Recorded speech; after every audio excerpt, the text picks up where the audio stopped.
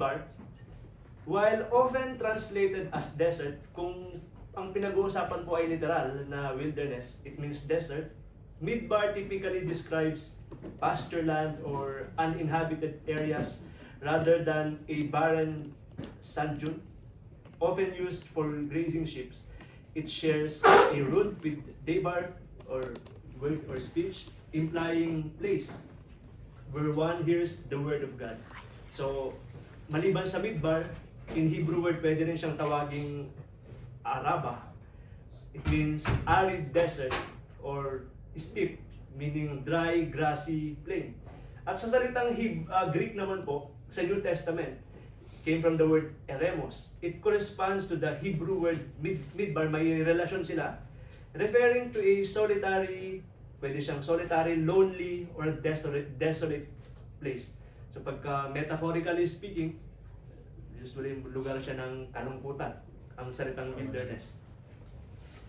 So, in the Bible, the wilderness is a vital paradoxical setting representing a desolate, uncultivated space that act as a testing ground for faith, a place of divine provision, and a refuge for communion with God.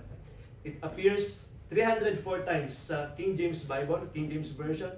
It is a profound dual-natured setting representing a place of testing, hunger, and danger, or even temptation, and a sacred quiet place for divine encounter, intimacy, and profound spiritual transformation.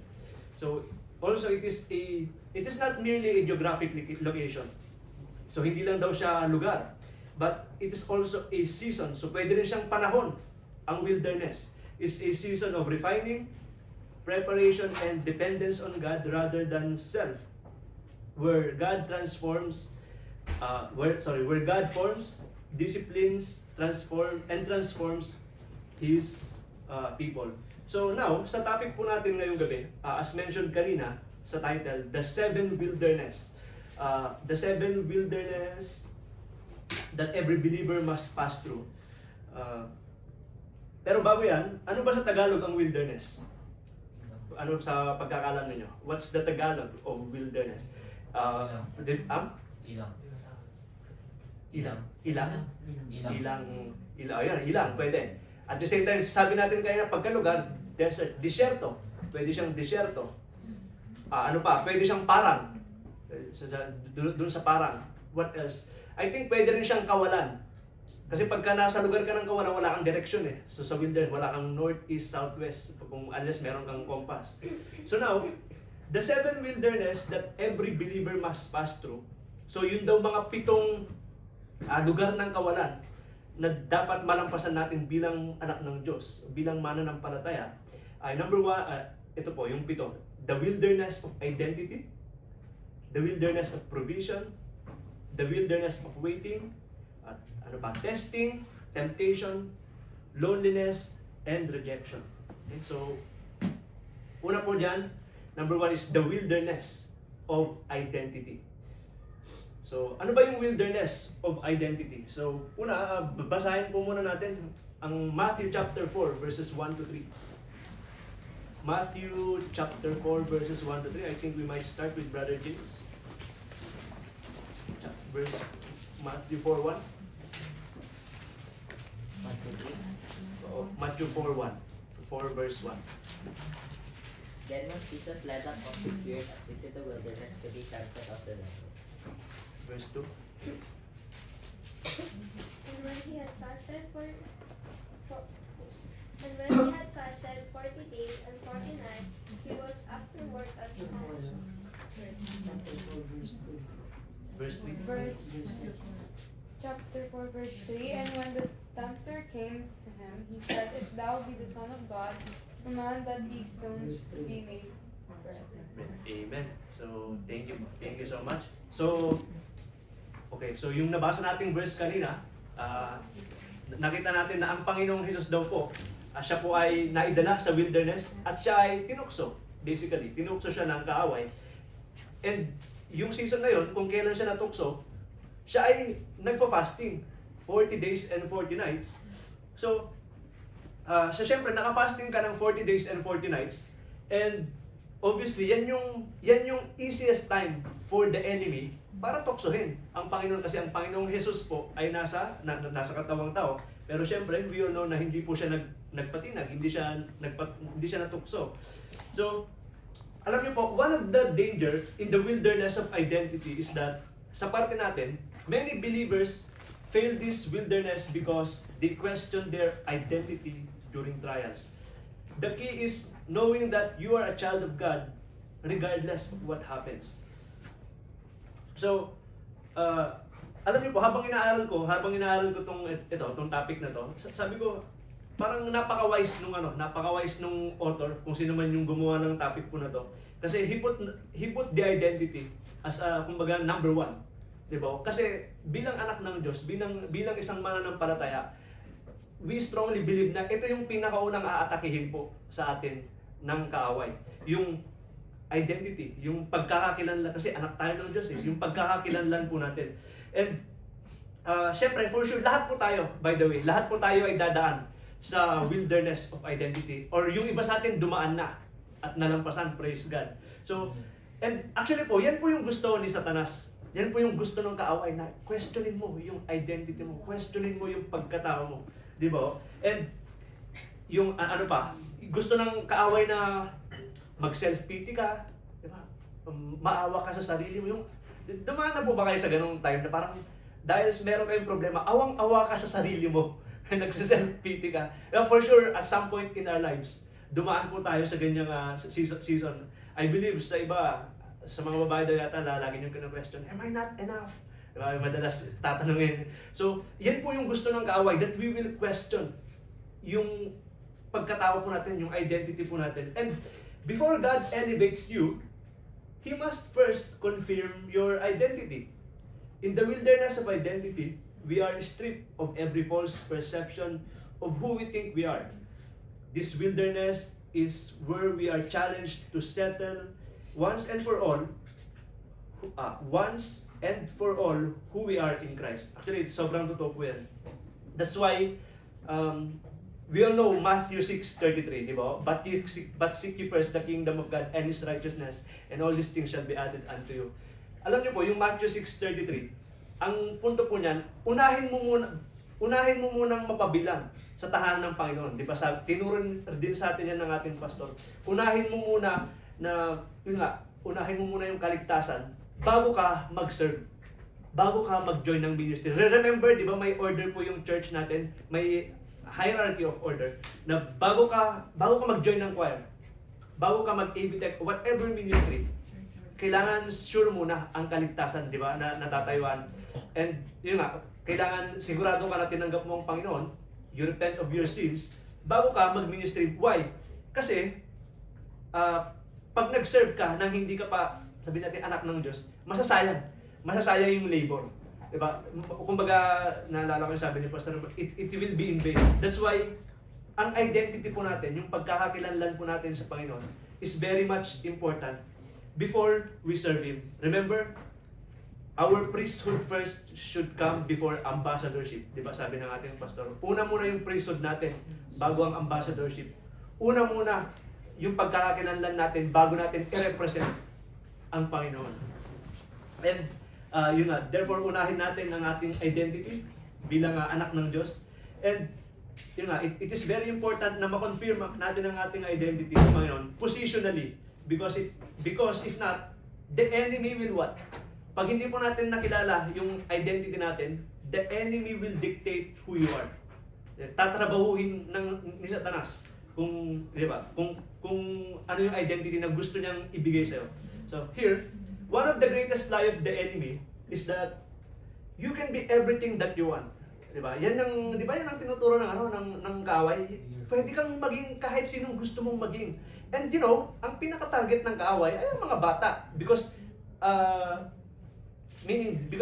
pag yung mga bata, they have pure mind. Hindi pa sila indoctrinated ng iba't ibang lessons ng mundo. So that's one of the greatest lie ng enemy, that you can be everything that you want.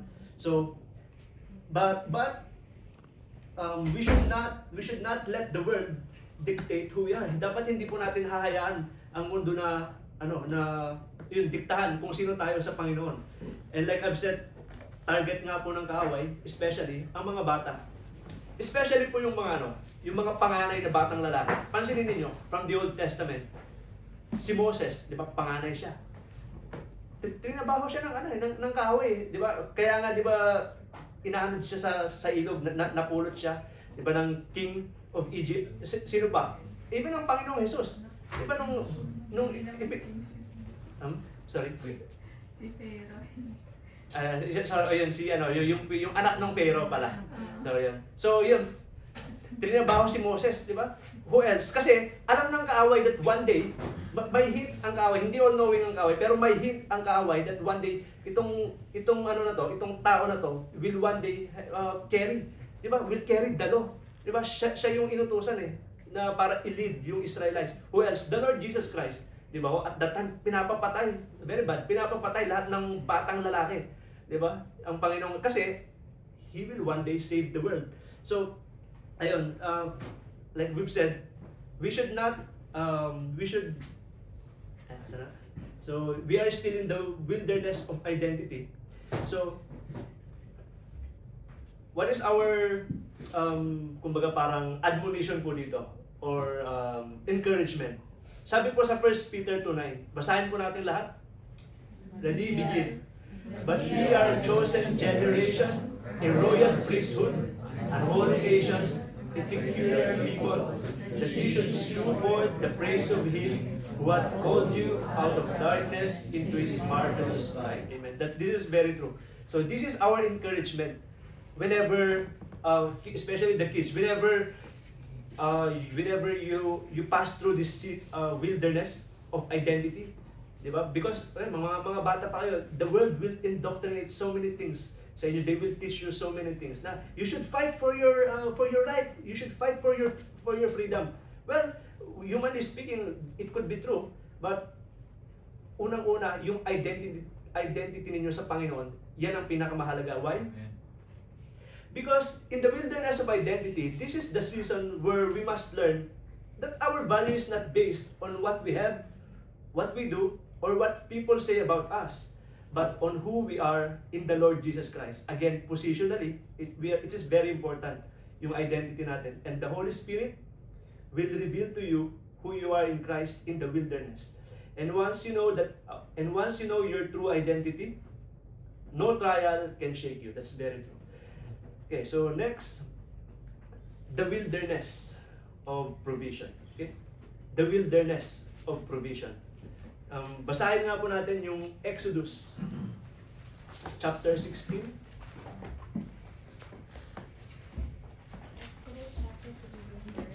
Verses 2 to 4. Exodus 16, verse 2 lang. Tapos 3 and 4, yung kasunod.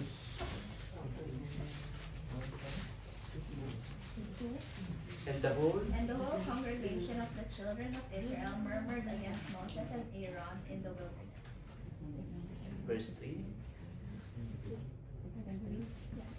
16:3. And the children of Israel said unto them, Would to God we had died by the hand of the Lord in the land of Egypt, when we sat by the fleshed pots, and when we did eat bread to the full, for ye have brought us forth into this wilderness to fill this whole assembly with hunger. Verse 4, Then said the Lord unto Moses, Behold, I will rain bread from heaven for you, and the people shall go out and gather a certain rate every day, that I may prove them whether they will walk in my law or no. Amen. Thank you po for reading our text sa topic na to. So, makikita po ninyo, di ba, even the Israelites, sila ay dumaan, literal na dumaan sila sa wilderness, sa disyerto. And syempre, isa sa mga question nila doon ay ang blessing or ang provision po ng Panginoon. Anong sabi doon sa verse 3? Kumbaga parang ano yan, inalis mo lang kami sa Egypt para mamatay sa gutom dito sa disyerto, di ba? Meaning, syempre at some point, hindi sila nagtiwala sa Panginoon. Kaya sumagot ang Panginoon. Anong sabi niya sa verse 4? And behold, I will rain bread from heaven for you, and the people shall go out and gather a certain rate every day, that I may prove them whether they will walk in my law or no. Okay? So, again, literal na sila po ay dumaan sa wilderness. And, yun nga, even yung provision ng Panginoon ay question nila. Nagbigay ang Panginoon ng provision, ng blessing. And, ano yung sabi ng Panginoon dito sa verse 4? Sabi niya, people shall go out and gather a certain rate every day, that I may prove them whether they will walk in my law or no. So, ano ba yung nangyari doon? Di ba, siyempre, nagbigay ang Panginoon ng mana, ng bread. Kukuha lang kayo ng mauubos ninyo sa araw. We all know that story. Yung mauubos nyo lang sa araw, yun ang utos ng Panginoon. Pero yung iba, siyempre, may gahaman. Talagang kumuha po sila ng sobra-sobrang tinapay. And kinabukasan, obviously, ito po ay nasira, inuod. And alam niyo po, the danger here in the wilderness of provision is that failing to trust in God during this wilderness leads to ungratefulness and a hardened heart. Remember, God is our provider, and He will never leave you without a way. And the temptation in this wilderness is to murmur or doubt God's faithfulness when things are scarce or pagka may kakulangan po tayo. But it's in this wilderness that we learn the lesson of reliance on God alone. Okay? Next ay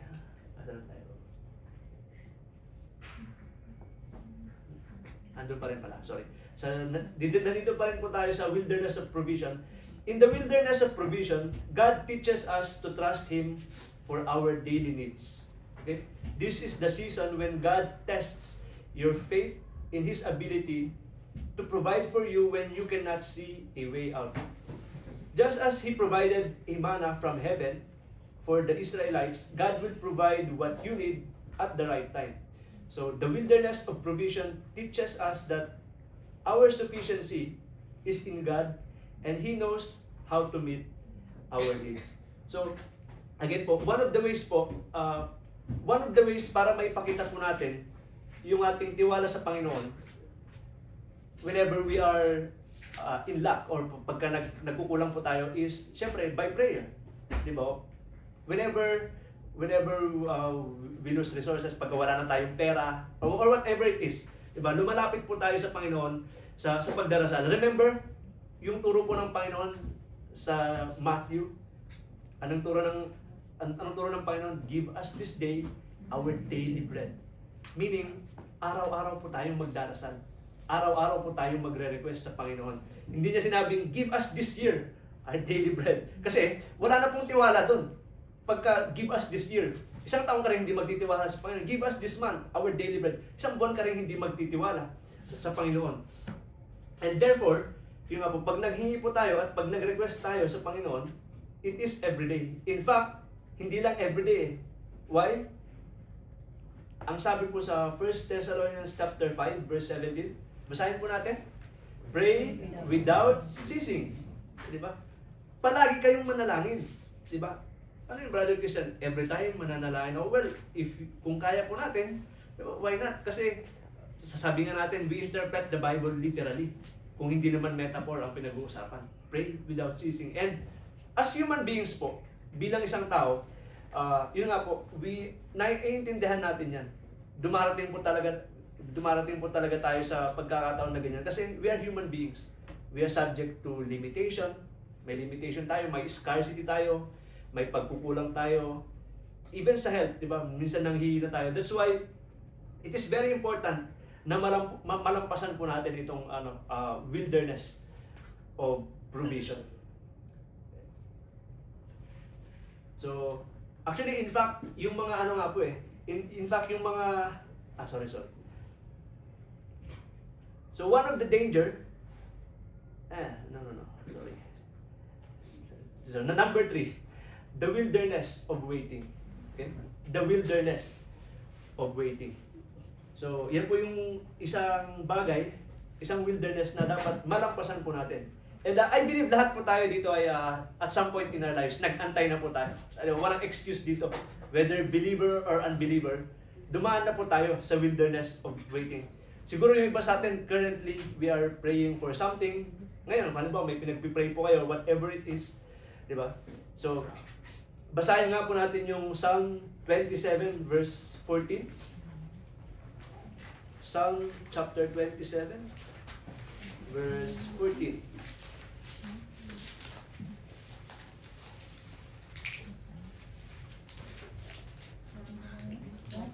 27:14. Wait, on the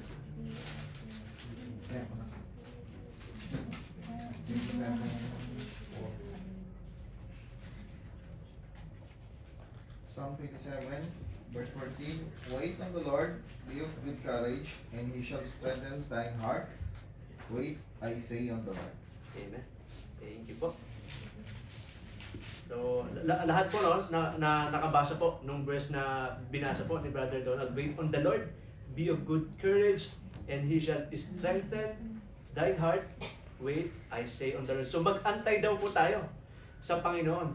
And alam niyo po, one of the dangers here in this wilderness of waiting is that many believers fail to wait, and in doing so, they make premature decisions that lead them away from God's best.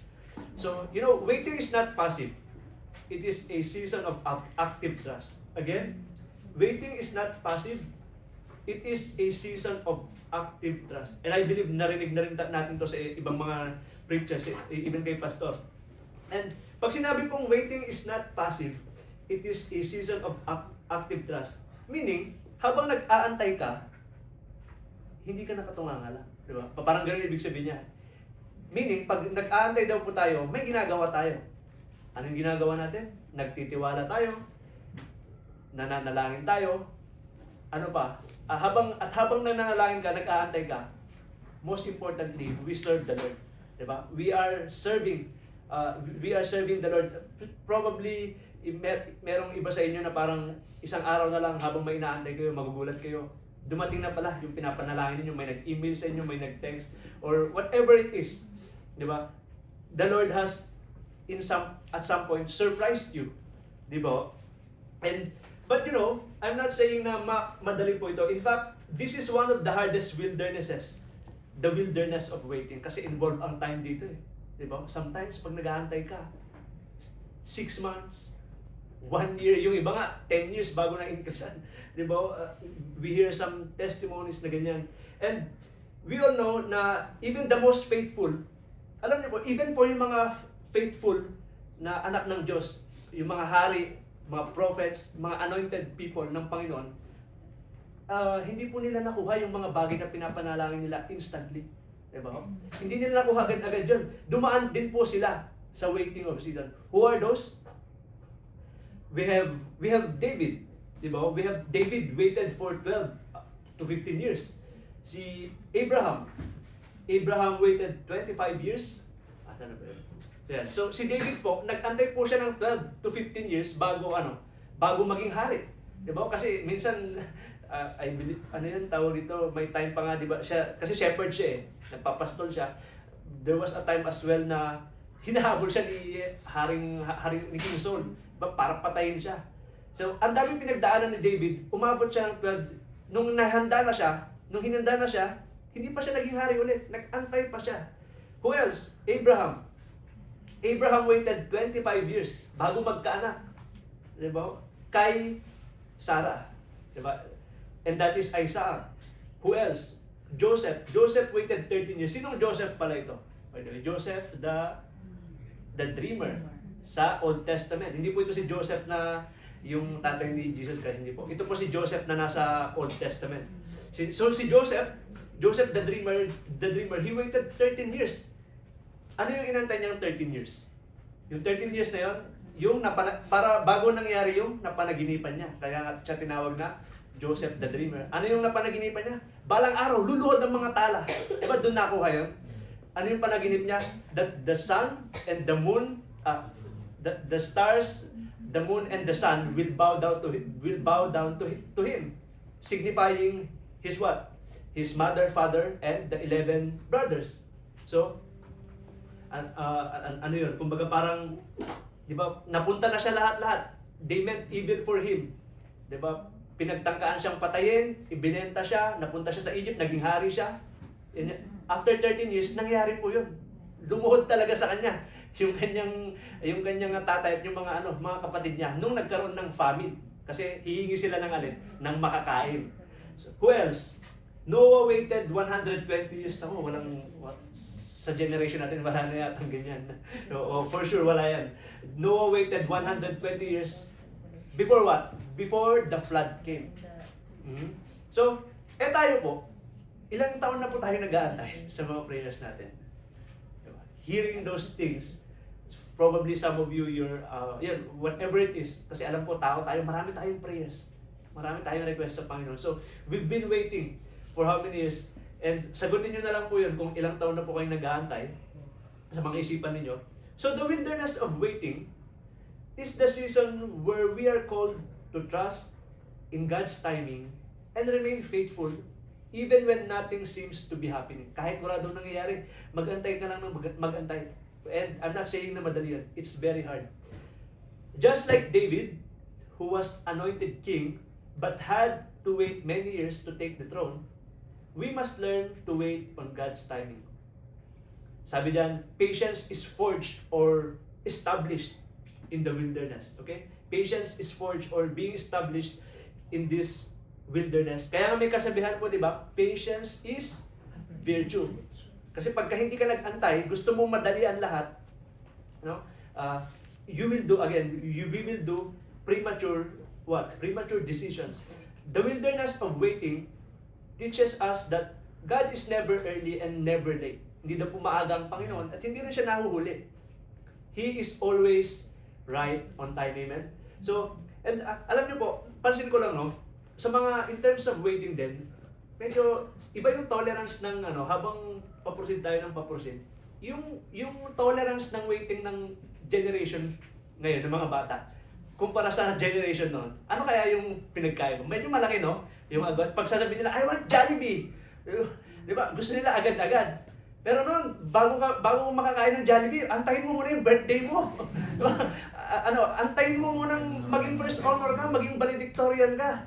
Diba? Pero now, agad-agad, Daddy Donald, order Jollibee, or McDonald's. Diba? So, kids, you have to wait. Patience is virtue, ika nga nila. So, there's a blessing when you are waiting on the Lord. Amen? And now, number 4. Okay? Number 4, the wilderness of testing. Testing or what? Pagsubok. So, basahin nga po natin yung James chapter 1, verses 2 to 3.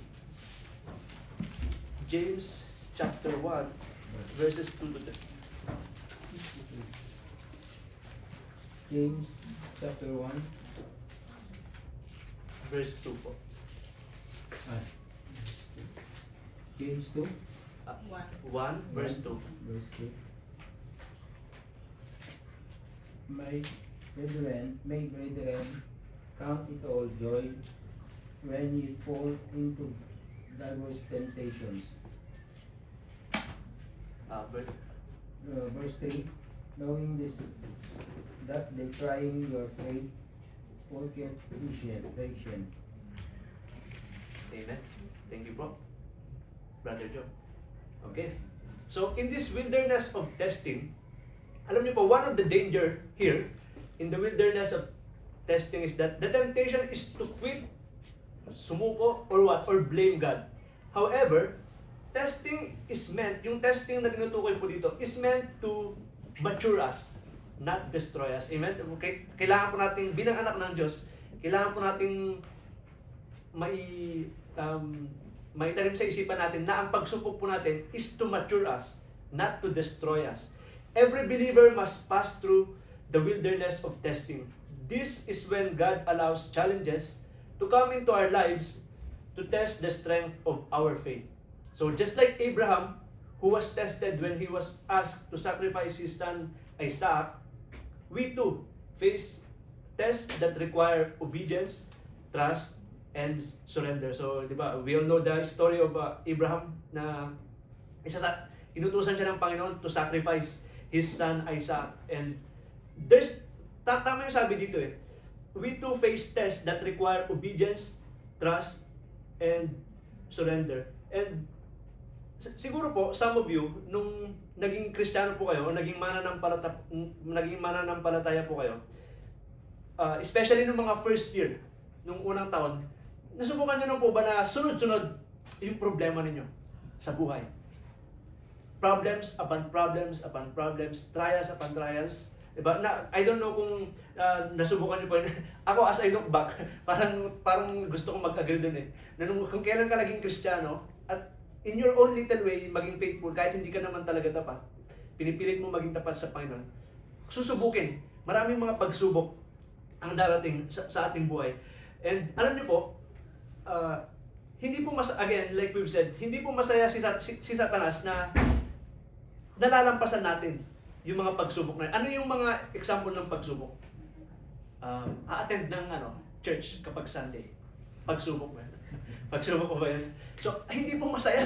Hindi po masaya ang kaaway na tayo po ay uma-attend ng Sunday worship services. Hindi po masaya si Satanas na nananalangin po tayo.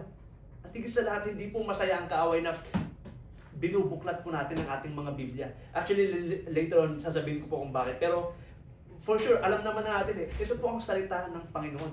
Nandito lahat ng sikreto ng buhay, maski po diet, nandito po. Kung paano iwasan ang sakit, paano mag-ipon, paano malampasan ang problema, marriage counseling, friendship problems, lahat. Book of Proverbs, pangalan busog na po tayo, di ba? What else? Even sa mga pagkain, di ba? Sa pagpapautang, di ba? Sa how you manage your finances, nandito po lahat sa Biblia. Ito po ang masabing precious secret. Kaya hindi po masaya ang kaaway na tayo po ay nagbabasa ng kanyang salita. So again, so most especially, ayun nga po, hindi po masaya ang kaaway whenever we are surpassing testings and trials in our life. And you know, in this wilderness of testing, it reveals where we still have weaknesses, kung saan pa daw tayo may kahinaan, and the areas that need growth in our spiritual life. So, the wilderness of testing is necessary for spiritual growth and maturity. Pag nalampasan natin yun, we emerge stronger and more faithful in God. That's why, sa ating pong mga mananampalataya, sabi ni Peter, may sinabi si Peter na wag na daw tayong magtaka. Kung tayo ay mananampalataya na, wag na kayong magtaka. I think 1 Peter 4:12. Basahin nga po natin. 1 Peter 4:12 to 30. Peter 4, 12 to 30. 12. Beloved, think it is not strength concerning the fiery trial which is to try you, as though some strange thing happened unto you. Verse 13? Opo. But rejoice inasmuch as you are partakers of Christ's sufferings, that when His glory shall be revealed, you may be glad also with exceeding joy. Amen. Thank you po, Brother Dennis. So, anong sabi po dyan ni Apostol Peter? Diba, kung tayo po ay mananampalataya na, wag na kayong magtaka na para bang yung pinagdadaanan nyo ngayon ay bago sa inyo. Diba? Kasi, kausap niya dito ay mga mananampalataya na po. And, yun nga, but we're not saying na madali po ang wilderness of testing kasi iba-iba talaga tayo ng pagsubok eh. It's subjective, it is conditional. And like I believe na-preach ko na to before, alam niyo po, ang kaaway, hindi siya all-knowing, pero mind and action reader siya. Alam niya ang kahinaan mo. 1,000 years siyang nag-aaral ng Bible. Diba? Ang kaaway. At like we've said, hindi siya masaya na binabasa natin ang kanyang salita. So, yun nga po. Pero hindi po kalooban ng Panginoon na sumuko tayo at hindi natin malampasan ito. Remember yung nabasa natin kanina, si Abraham po. Ano yung blessing kay Abraham nung nalagpasan niya? Abraham believed God and it was credited to him as righteousness. And after that, he became father. He became the father of faith, the father of many nations. Pinagpala po si Abraham. So, pag tayo po ay nasa kawalan, nasa problema, at nalalampasan po natin yun, panigurado po yan. Meron pong blessing ang ating Panginoon. And for sure, lahat tayo gusto natin po ng blessing, di ba? So next, the wilderness of temptation. Okay? So, the wilderness of temptation. So, na-tempt na po ba kayo? At one point in our lives na tukso. By the way, basahin po natin ang Matthew chapter 4, verses 3 to 4 ulit. Matthew chapter 4, verses 3 to 4.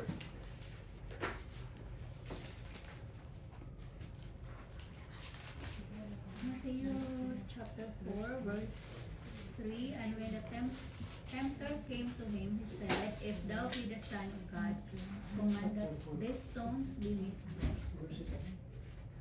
Verses 3. And then verse 4 din po. But he answered and said, It is written, Man shall not live by bread alone, but by every word that proceedeth out of the mouth of God. Thank you po. Thank you for reading the verse. So, ito po kanina na nabasa na po natin ito. And we all know the setup nung binasa po nating verse. Yung verse po na to, na binasa po ni Ate Celia, again, ito po yung time kung kailan? Nung nag-fasting po. Walang kain, walang inom ang ating Panginoon. 40 days and 40 nights. That's why it is very easy for the devil na tuksohin po siya. Diba? Ang sabi diyan, if thou be the Son of God, if thou be the Son of God, command that these stones be made bread. Diba? And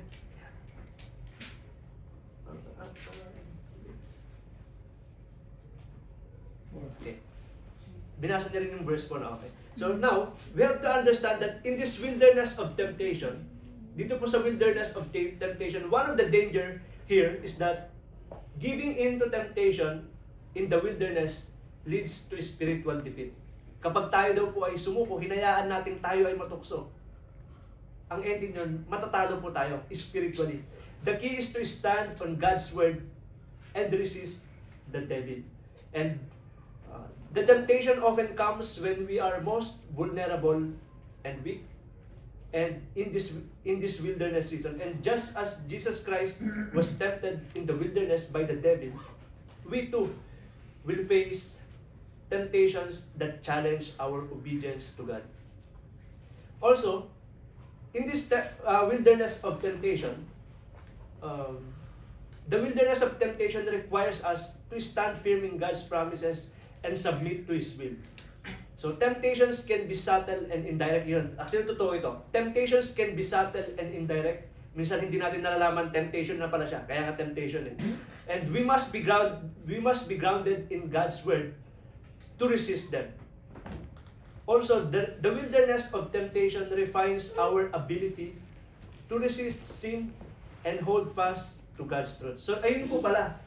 The wilderness of temptation refines our ability to resist sin and hold fast to God's truth. Ayun. So, again, panigurado po, sure po yun, lahat po tayo at one point in our lives, natukso na po tayo. Well, we were already tempted. Sa panong paraan? Minsan natukso tayong magalit ng sobra. What else? Minsan tayo po ay natuksong magalit ng sobra, kahit hindi big deal. Minsan kahit hindi big deal, galit na galit tayo, di ba? What else? Minsan natukso po tayo mag-isip ng masama. Masama kahit kanino man. And yun, yung utak natin kasi malawak yan eh. Kahit ano pwedeng pumasok po dyan na masamang bagay. So, pero bilang isang anak po ng Diyos, again, bilang anak ng Panginoon, probably you might ask, so Brother Christian, kapag ako ay natutukso, diba? Pag ako ay natutukso, ano ba dapat yung mga kailangan kong gawin? Every time I feel tempted. Well, we've answered it earlier. Ano yung pinakamadali natin gawin? We will pray. Mananalangin tayo. What else? We run into His Word. And most importantly, aside from that, we have to ask wisdom from God. Why? Basahin po natin yung 1 Corinthians 2:16. 1 Corinthians chapter 2. 1 Corinthians chapter 2 verse 16.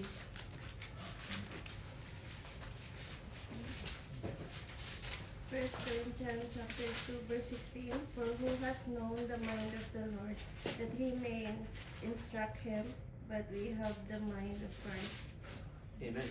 Thank you po, Sister Marlene. Okay? Ano yung sabing last line po? Ano yung sabing yung pinaka last line po diyan? But we have the mind of Christ. 'Di ba? Minsan parang at some point paano ba sabihin? Bilang anak ng Diyos, at minsan alam na po natin kung anong gagawin. Amen po ba? Alam niyo, nakuha niyo? At some point, alam na natin yung gagawin. Ano sabi? We have the mind of Christ eh. Minsan, especially kung yun nga, sometimes there are decisions that takes light decisions kailangan, or it involves common sense, ganito, ganyan. Ang sabi ni Apostol Pablo sa mga taga-Korinto, we have the mind of Christ. Nasa atin ang isip ng Panginoong Jesus. That's why, kapag tayo po natutukso, pero hindi ko po sinasabi na madaling lagpasan kasi kaya nga tukso eh. But whenever we are being tempted, we pray, we seek the Lord's wisdom in His Word, and we ask God's wisdom. Kasi again, we have the mind of Christ. Sabi po sa verse na nabasa. And yun nga po, aside from that, nasa na tayo panglima, no? The wilderness of temptation. Okay? Next, the wilderness of loneliness. The wilderness of loneliness. Okay? Basahin nga po natin yung Isaiah 43:19. Isaiah chapter 43 verse 19. Sino na po? Isaiah 43:19. 43:19. Behold. Behold, I will do a new thing now, it shall spring forth. Shall ye not know it? I will even make a way in the wilderness and rivers in the desert. Amen. 43:19. 43:19. Opo. I think this is a very familiar verse to all of us. Si Isaiah po yung nagsasalita dyan. Imagine, ang sabi daw ng Panginoon, ano yung sabi niya? I will even make a way in the wilderness and rivers in the desert. Hindi mahirap sa atin na imagine ito. Why? Nandito po tayo sa Middle East. Gagawa daw ng ilog ang Panginoon sa disyerto. Humanly speaking, it's very hard. Pero sometimes daw yung mga language ng Panginoon, di ba, nagbibitaw siya ng mga kumbaga impossible sa isipan natin. I will even make a way in the wilderness, daan sa kawalan, and rivers in the desert. So, alam niyo po, for sure lahat po tayo ay nakaranas na ng kalungkutan. That's for sure. Sino dito ang hindi pa nalungkot ever sa kanyang buhay? Sana ako pagka gano'n. Lahat tayo nalulungkot, di ba? So, pagka may sakit ka, syempre malulungkot ka. Di ba? Pagka na-scam ka sa investment, aray, di ba, malulungkot ka. Sakit nun. Di ba? What else? Yung mga ano po? So yun po. So for sure, lahat po tayo ay nakaranas na ng kalungkutan. And again, as human beings, bilang mga tao, we're all bound to all sorts of emotions. Lahat tayo, pwede tayong makaramdam ng emosyon, and kabilang dyan ang kalungkutan, di ba? And loneliness is one of them. And one of the danger in the wilderness of loneliness is that the temptation is to turn to unhealthy relationships or distractions. Pagka malungkot ka, di ba, yung iba, pagka malungkot ka, sige, bugbugin mo lang yung sarili mo sa trabaho. Magtrabaho ka lang ng magtrabaho. Or what else, yung iba, pumapasok sa unhealthy relationship. Sabi. But but God uses this time, but God uses this time to draw you nearer to Him. Diba? Pagka nalulungkot po tayo, ano yung una natin ginagawa? Well, sabi nila, dapat bilang anak ng Panginoon, una na tayong manalangin. Lord, why am I feeling this? Diba? Or, ano mo muna yan? I-message mo muna yung kaibigan mo, diba? Well, it's not bad, but the Lord is our refuge and a very present help in times of need. Sabi nga sa Psalms, di ba? So, whenever we feel lonely, pag tayo ay nalulungkot, dapat po unahin natin ng Panginoon na nasabihan. And loneliness can feel like a desert. Para daw siyang disyerto. It is a wilderness where we may feel abandoned, feeling mo iniwanan ka, or hindi ka pinapansin, you are being overlooked. Hindi pa ako tinatawag mag-preach sa pulpit eh. Hindi, biro lang po yan. Or what else? Or feeling mo hindi ka maintindihan. Diba? You feel misunderstood. Diba? And the wilderness of loneliness teaches us to rely solely on God for companionship and strength. So, actually, that's very true. Ano yung, may kasabihan nga eh, di ba? Kumbaga parang kung pagka malungkot ka, ang standard ng mundo, hahanap ka ng someone na pupuno ng kalimutan mo. Pero I love this one quote na narinig ko. Ang sabi doon, kung hahanap ka lang din ng someone na pupuno sa kalungkutan mo, ang sabi doon, the single you will be the married you. Kung ina-expect mo na mababago ka for the better, well, praise God kung nabago ka for the better. Pero, ano yun eh, kumbaga, kumbaga pareho kayo eh. Ang point ko is, kumbaga, yung decision mo mahahati eh. Kasi, you will become as one. So, yun nga, it teaches us to rely solely on God for companionship and strength. Diba? Unahin muna natin ang Panginoon na lapitan kapag tayo po ay nalulungkot. Diba? And actually, kahit mga Kristiyano hindi exempted sa reminder na to. We should be reminded every time we feel lonely. And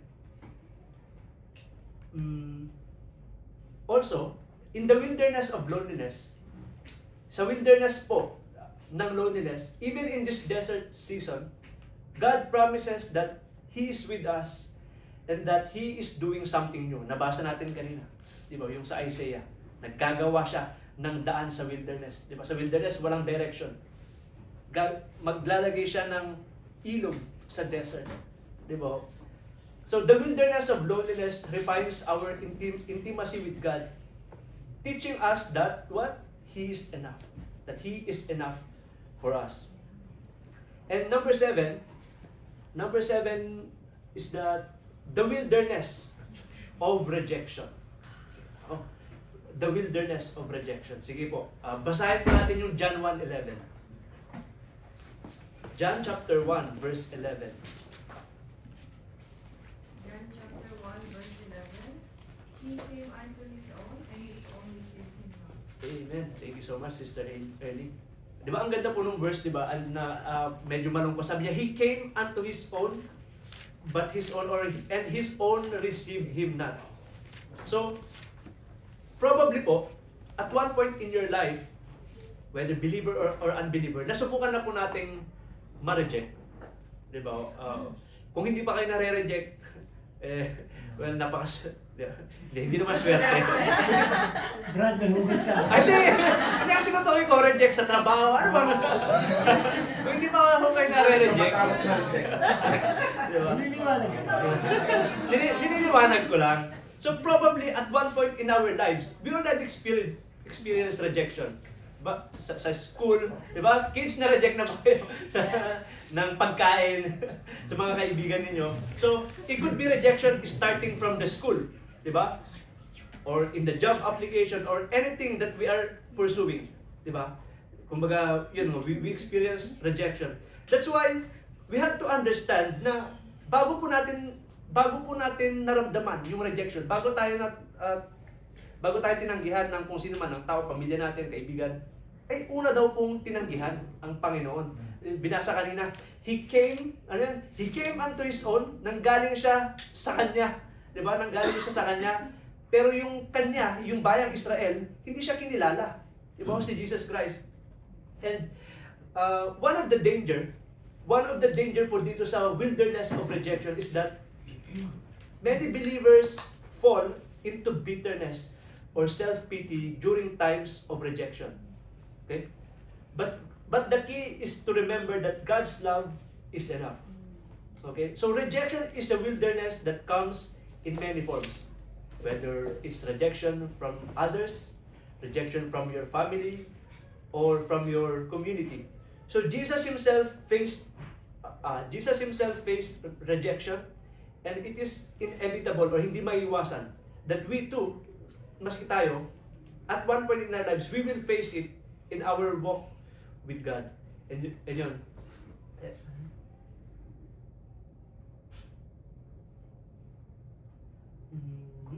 Okay.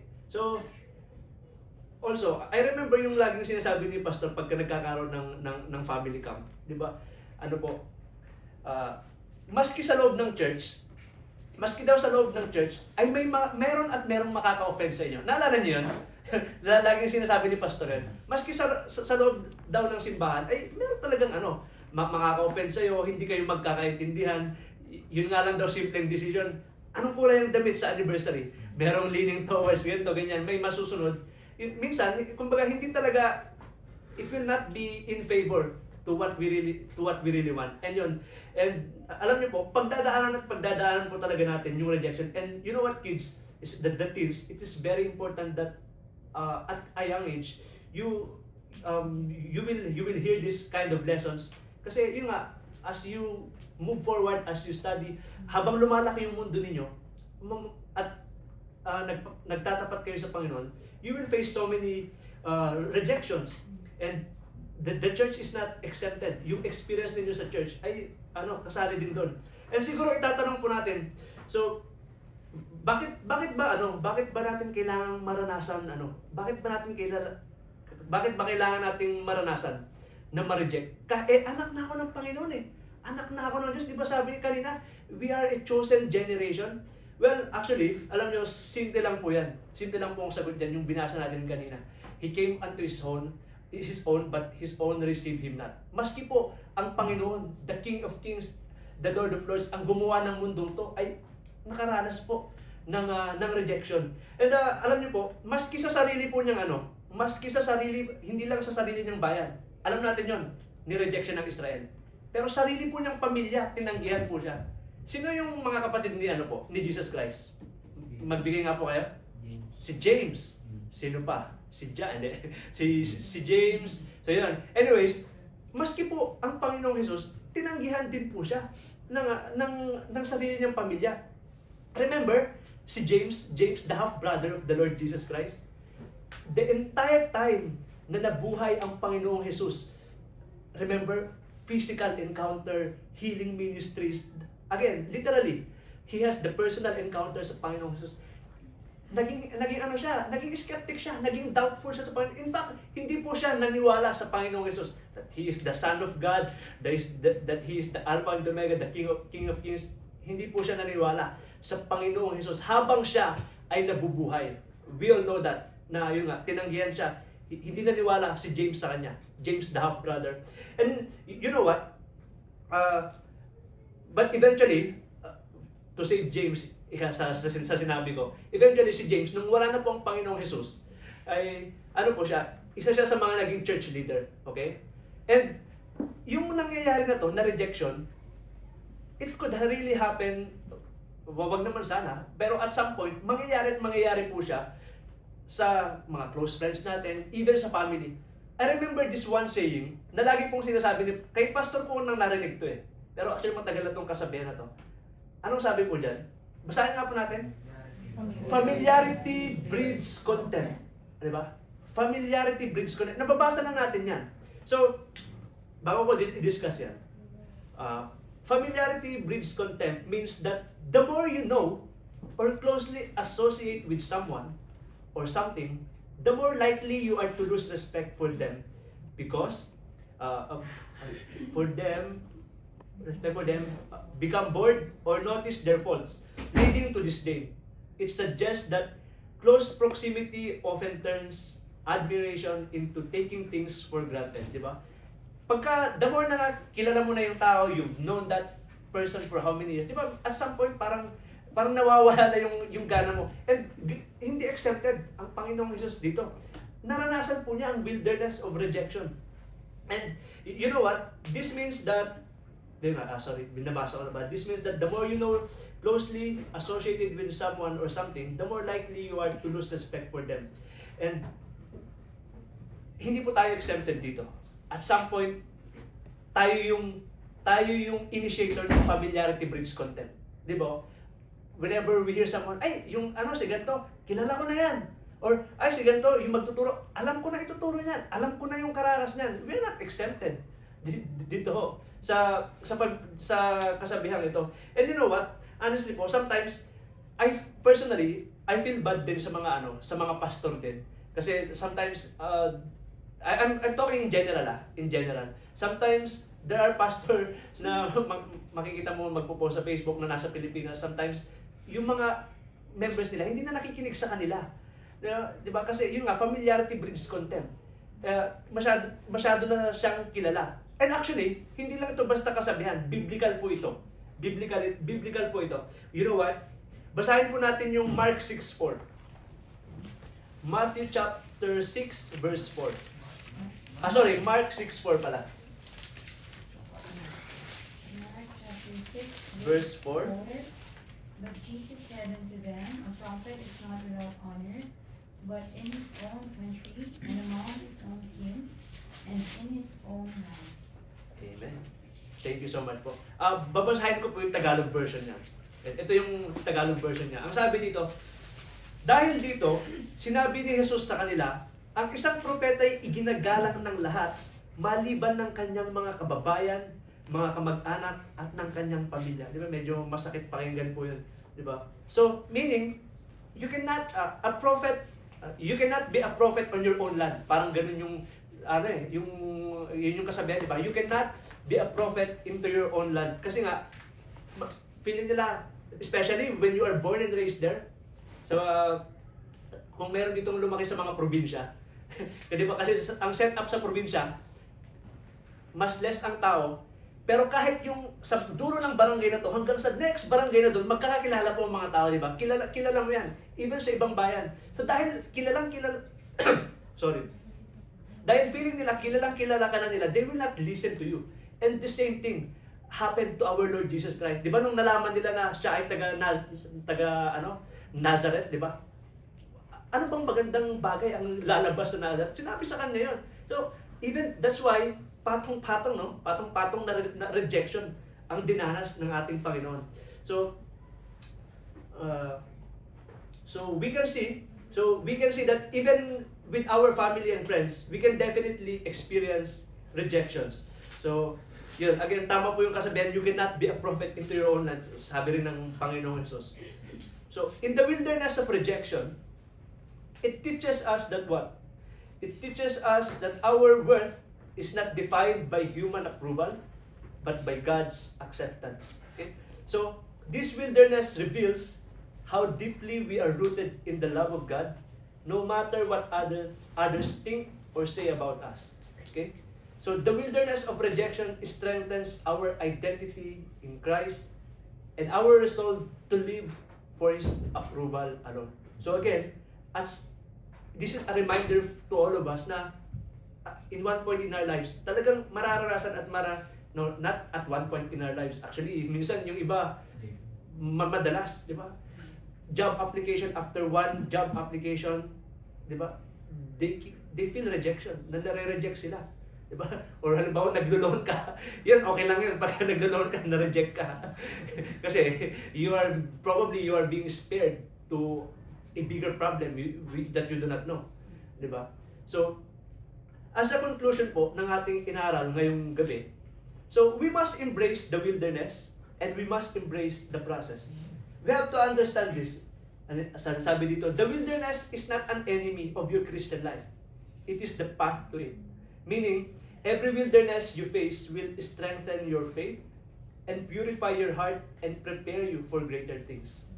Remember that Jesus was led into the wilderness by the Holy Spirit, and so will you be led.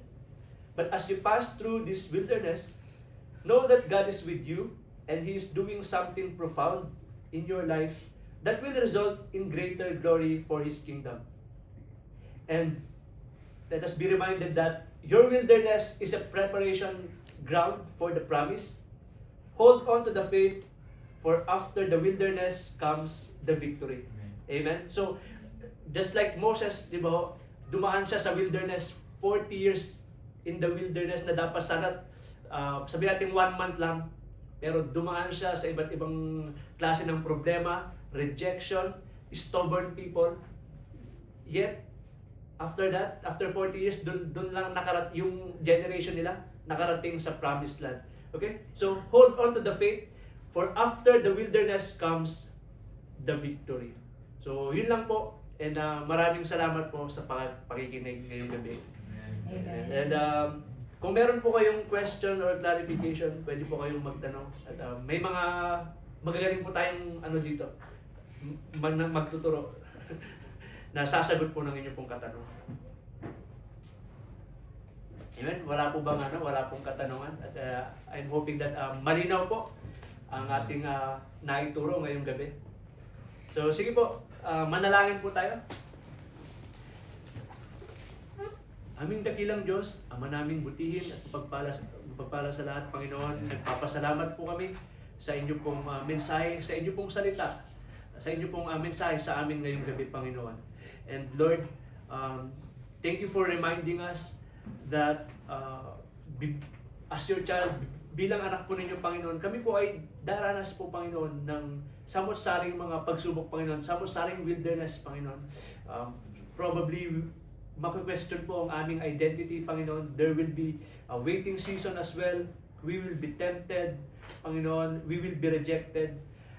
But, Lord, we believe sa pangako po ninyo, Panginoon, na kung sino man ang lalapit po sa inyo, ay hindi po ninyo itatatlo, Panginoon. Hindi po ninyo tatanggihan. And Lord, maraming salamat po, Panginoon, sa buhay na walang hanggan na ipinagkaloob po ninyo sa bawat isa. Lord, we always remember the salvation. We always remember po, Panginoon, yung buhay na ibinigay po ninyo sa amin sa pamamagitan po ng inyong bugtong na anak na si Jesus. And Lord, dalangin po namin na tulungan niyo po kami na wag po namin kakalimutan yung magandang balita, Panginoon, na itinuro po ninyo sa amin. Na pag kami po ay tatalikod sa aming mga kasalanan, na pag kami po ay tatanggapin namin ang kaloob ninyo na buhay na walang hanggan sa pamamagitan ng Panginoong Jesus, ay ibibigay ninyo sa amin ang pinangako ninyong buhay na walang hanggan. And Lord, maraming salamat sapagkat kami po ay inyo pong iniligtas, Panginoon, sa tiyak na kapahamakan. And Lord, we also pray na if there's anyone na hindi pa po ligtas, or if there's anyone po, Panginoon, na hindi pa po sigurado sa kaligtasan, kung meron pa pong nag-aalangan, Panginoon, hindi masagot kung saan ka pupunta kapag ka ikaw ay namatay. Lord, we pray that may you enlighten us po, Panginoon. May you grant us the wisdom and the knowledge that we need. And Lord, tulungan niyo po kami na tayuan po ito, to stand in the Word of God, na tayuan, Panginoon, yung pinangako po ninyo sa amin. And that, sigurado po, Panginoon, ang aming tatayuan sapagkat Panginoon, kayo po ay namatay, nailibing at nabuhay na muli. At ang pinaniniwalaan namin ay isang matagumpay na Panginoon. You have conquered death for us, O Lord. And maraming salamat po, Panginoon, sa ipinangako po ninyo, sa kaloob po ninyo, sa biyaya, sa regalo po ninyo sa amin, Panginoon. And Lord, we also remember, Panginoon, ang aming mga kapatiran who are still having their Bible studies. Lord, may you continuously protect them, bless them and guide them po, Panginoon. And Lord, as we have our fellowship and dinner for tonight, Lord, may you bless the food that we are about to eat. Panginoon, maraming salamat po sa biyaya po na binigay ninyo kila Brother Kirby and Sister Joy. Panginoon, salamat po sa provision na binigay niyo po sa kanila. And Lord, may you bring back, Panginoon, yung mga yung generosity nila, Panginoon, 100-folds. And Lord, we also pray for the continuous protection for Sister Joy as during sa kanyang pagdadalang tao po, Panginoon. May your protection be with her. And Lord, together with Brother Kirby and Gab as well po, Panginoon. And Lord, nagpapasalamat po kami ngayong gabi. And Lord, we pray that may you dismiss us, O Lord, with your mercy. And ibalik niyo po kami, Panginoon, sa Sunday as we have our worship service. And Lord, may you continuously talk to us, O Lord. May you continuously speak to us through the power of your Holy Spirit. This is our faith and our prayer. In Jesus' name we pray. Amen. Amen.